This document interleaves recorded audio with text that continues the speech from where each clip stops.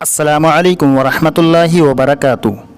عام طور پر بہت سے لوگ بہت سی مرتبہ ایسے سوالات کر لیتے ہیں جن کا جواب دینا ضروری نہیں ہوتا۔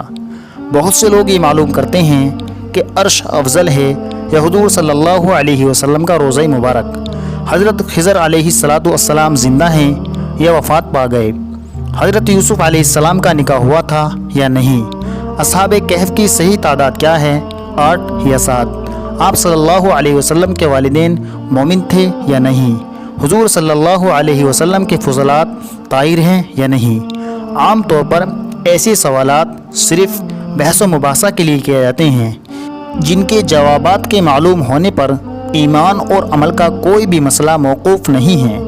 لوگوں کو چاہیے کہ ایسے سوالات پر وقت خرچ کرنے کے بجائے وہ کام کرنے چاہیے جو آخرت میں ہمارے کام آئے۔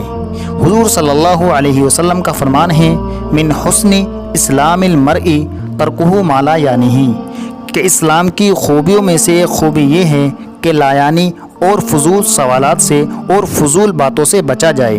اسی لیے ہمارے علماء کرام اکثر ایسے سوالات کا جوابات نہیں دیتے، بلکہ ایک عالم نے تو یہاں تک لکھا ہے کہ ایک مرتبہ ان سے یہ سوال کیا گیا کہ حضرت عائشہ رضی اللہ تعالی عنہا افضل ہیں یا حضرت فاطمہ رضی اللہ تعالی عنہا، تو انہوں نے جواب دیا کہ اگر آپ بیٹی کی حیثیت سے معلوم کرتے ہو تو حضرت فاطمہ رضی اللہ تعالی عنہا حضور صلی اللہ علیہ وسلم کی بیٹی ہیں، لخت جگر ہیں، اور حضرت عائشہ رضی اللہ تعالی عنہا حضرت ابو بکر صدیق رضی اللہ تعالی عنہ کی بیٹی ہے، اور بے شک نبی کی بیٹی صحابی کی بیٹی سے افضل ہے۔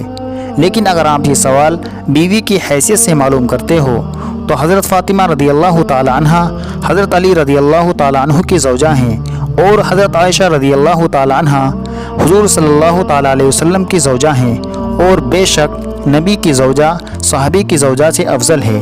خلاصہ یہ ہے کہ دونوں کا اپنا اپنا الگ مقام ہے۔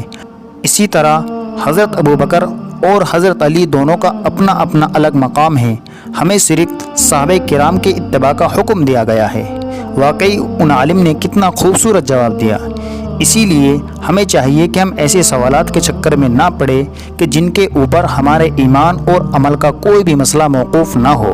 امید ہے کہ آج کی معلومات آپ کو بے حد پسند آئی ہوگی۔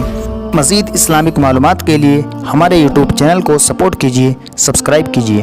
شکریہ۔ السلام علیکم ورحمۃ اللہ وبرکاتہ۔